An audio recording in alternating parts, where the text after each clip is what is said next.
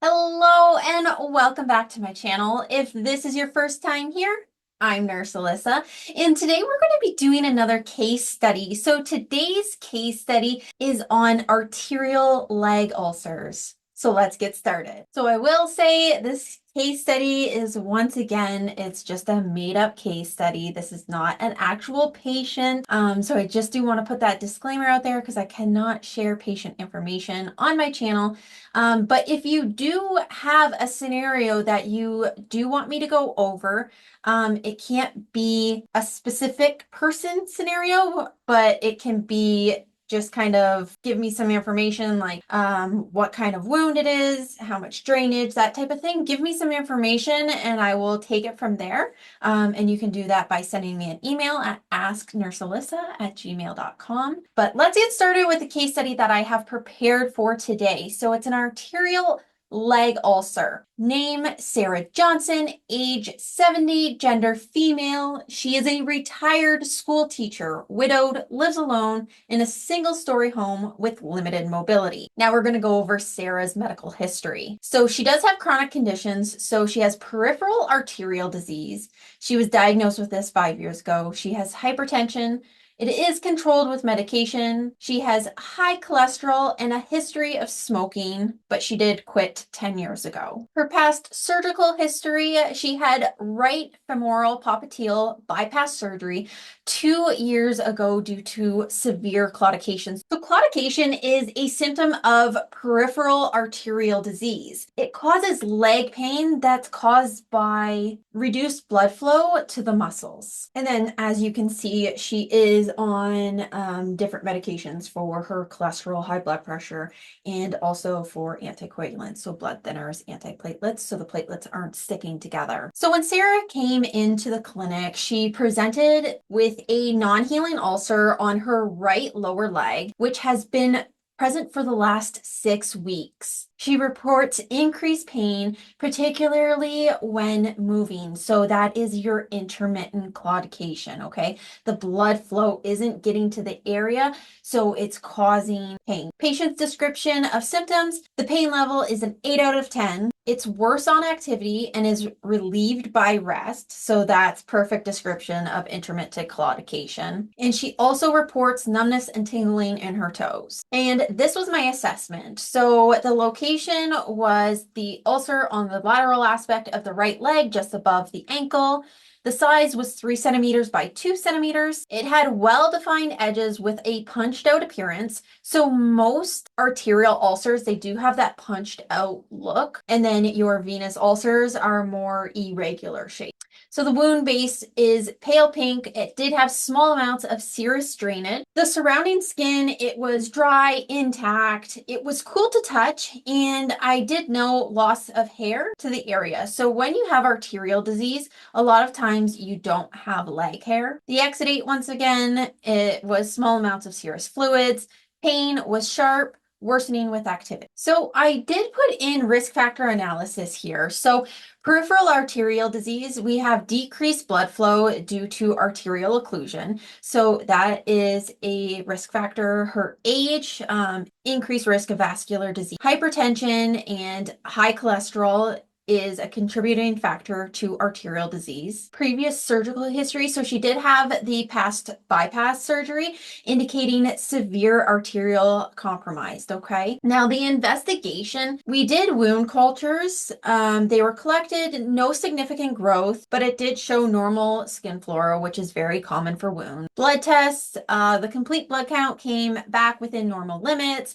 Lipid panel, so she did have elevated LDL cholesterol. The ankle brachial index, so this shows blood flow to the limb. It was 0.4. This indicates severe arterial insufficiency, okay? So the blood flow is not going to the limb properly. When we have arterial disease, this needs to be corrected. The only way that we're going to be able to correct these ulcers, we need to correct the issue. So we need to correct the blood flow if possible. And the Doppler ultrasound shows reduced blood flow in the right lower extremity. So what is the diagnosis? So we have an arterial leg ulcer secondary to peripheral arterial disease and chronic ischemia. Now we'll go over my actual wound assessment. So as you can see here, it's an arterial leg ulcer.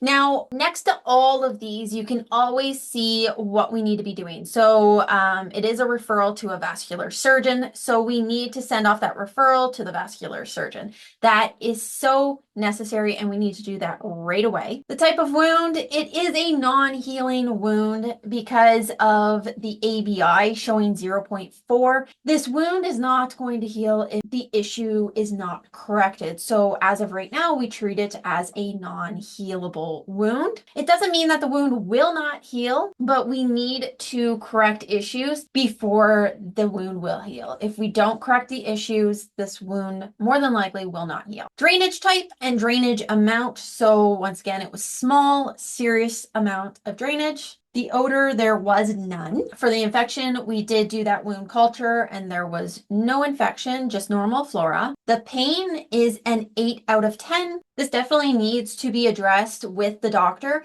We can let the patients know that yes, they can take over-the-counter medication.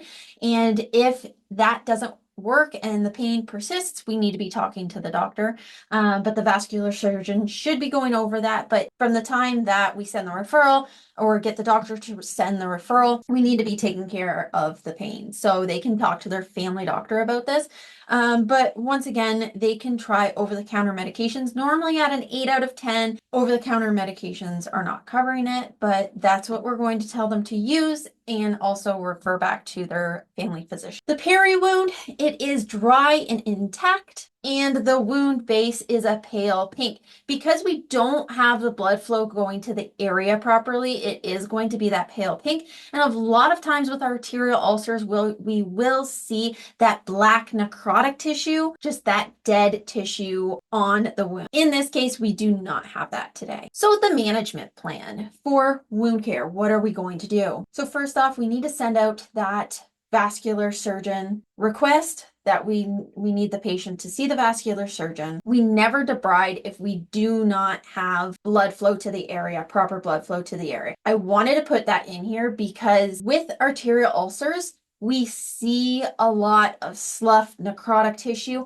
but I want to make sure that we are not ever debriding until they have seen the vascular surgeon, we have corrected the causes, or the vascular surgeon says that we can start debriding the tissue. Okay, so never debride that tissue unless the vascular surgeon has written a request for it or they have corrected the issue. Dressing selection. So we want to use a dressing that is going to manage the amount of exudate coming out of the wound so that moisture balance.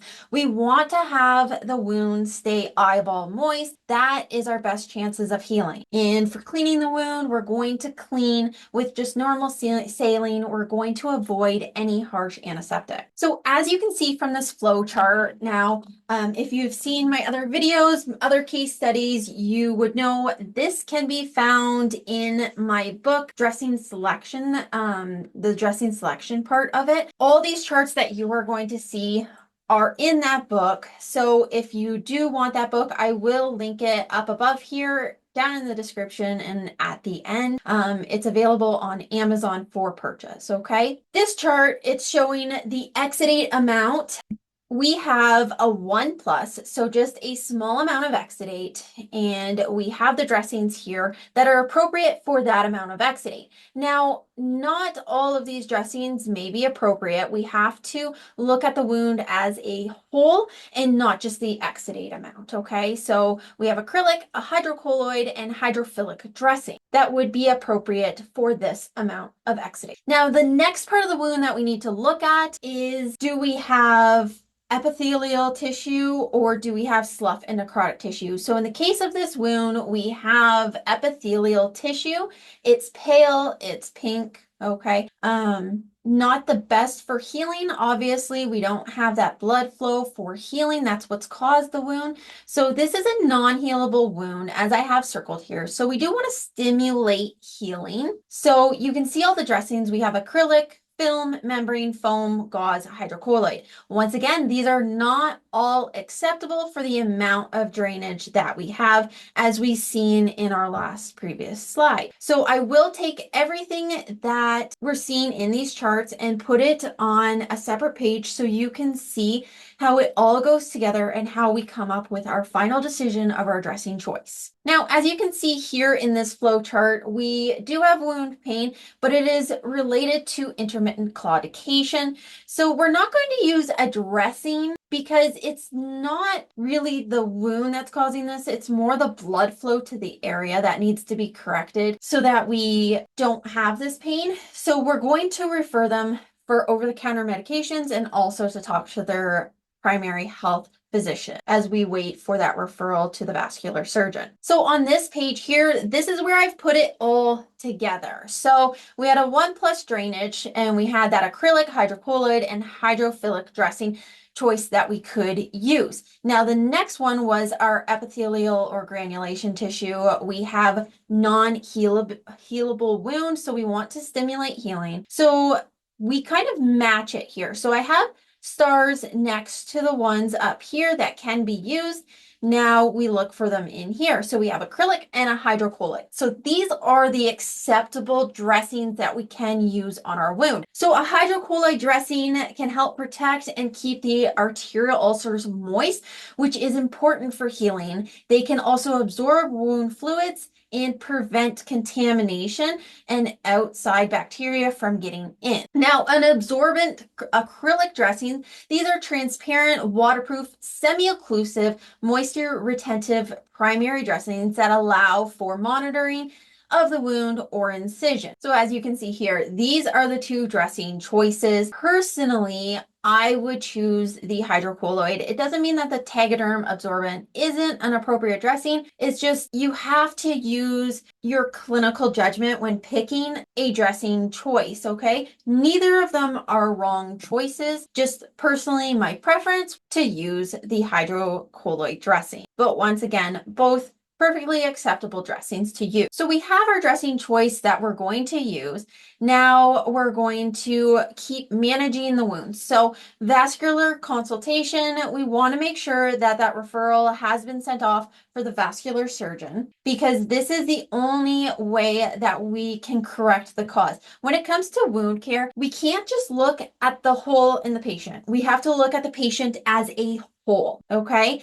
We need to correct the cause, especially with chronic wounds. If we can correct a cause, is if there's something causing the wound, and in the case of arterial ulcers, it's caused by arterial insufficiency, that needs to be corrected. Now that needs to be corrected by sending them for a referral, because we can't correct this. A vascular surgeon needs to correct this. So we need to send that referral. Pain management. So we're going to talk to them about over-the-counter medications and discuss the potential need for a stronger medication if the pain persists. So they need to talk to their primary health provider. Lifestyle modifications. So she did stop smoking, and we want to continue this because if a patient smokes, it does constrict the blood flow even more to that area for a substantial time, even when they're done smoking. It's not just during that time. So if a patient smokes,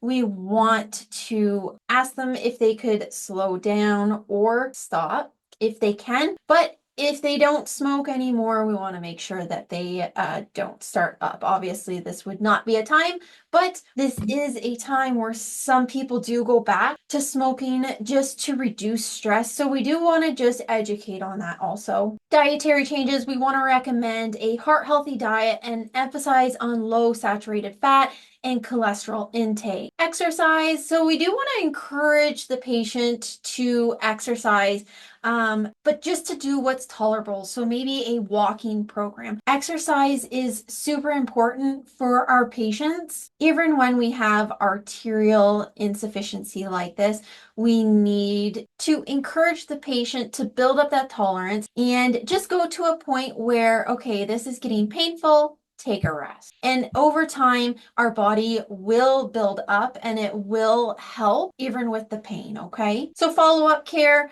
we should schedule bi-weekly follow-up appointments to monitor wound healing and adjust the treatment plan as necessary. So we always want to keep assessing, keep adjusting that treatment plan if necessary. We also want to educate the patient on the importance of foot care. So she did complain of tingling in the toes. We want to make sure that she is doing daily inspections of the feet because we don't have the proper blood flow.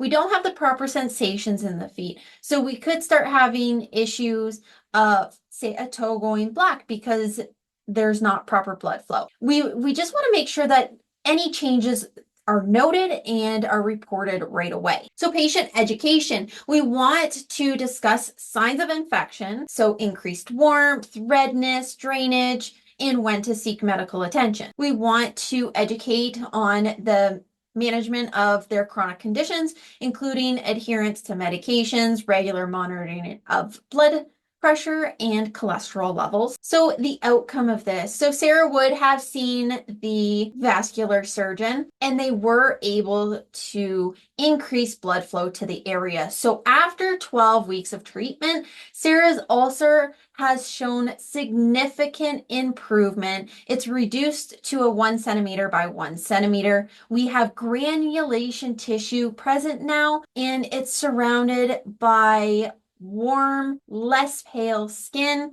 The pain has reduced through to 3 out of 10 with improved mobility. So the conclusion of this case underscores the importance of a multidisciplinary approach to managing arterial leg ulcers, particularly in patients with underlying conditions like peripheral arterial disease. Timely referrals, effective wound care, and patient education are essential for promoting healing and preventing complications. Regular follow-up is critical for monitoring progression and adjusting treatment strategy. So as you can see here, we made the referrals necessary. So as a wound care nurse, wound care clinician, we have to make these timely referrals because that is going to help correct the cause. We always need to correct the cause when it comes to wound care. If we're not correcting the cause, we're not going to be able to properly treat the wound. So many people are focused on the dressings, and dressings are super important because we want to be managing everything that's going on within that wound. But once again, we can't just look at the wound. We got to look at the patient as a whole and correct the cause. So once again, my book is available on Amazon, Wound Assessment and Dressing Selection. So it goes over the whole wound assessment and dressing selection. It has all those wonderful charts in here. It has a good outline of the wound assessment. I've tried to make it simplified. It's not so much in paragraph form. I like to use charts when I can. So this is a very simplified form if that's something that you are interested in getting. I will be doing lots of these case studies to help reinforce using these charts. So once again, if you're interested, I will link it down in the description below and at the end. I appreciate you guys so much for watching my videos, and I hope to see you in my next one. Bye for now.